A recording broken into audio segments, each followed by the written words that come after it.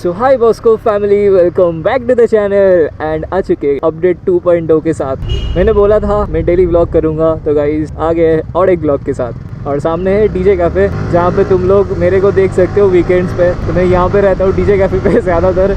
अभी नहीं जाऊँगा, अभी जा रहा हूँ थोड़ा सा खींचने के लिए।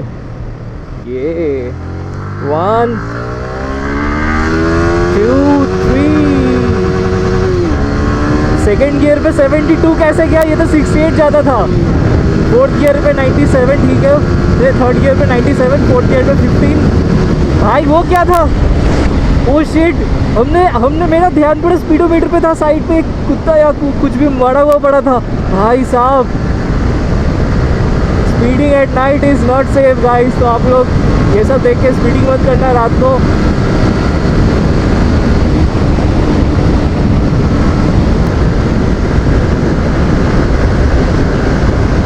और सामने मेरा एक दोस्त वेट कर रहा है, इसीलिए मैं अभी आया हूँ। अभी बज रहा है कितना, तुम लोगों को दिखाता हूँ मैं।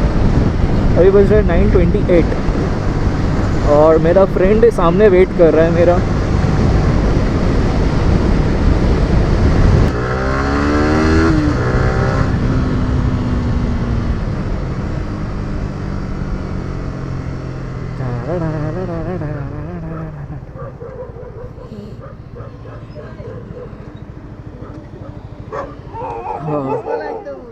हाँ पूरा डिस्को लाइट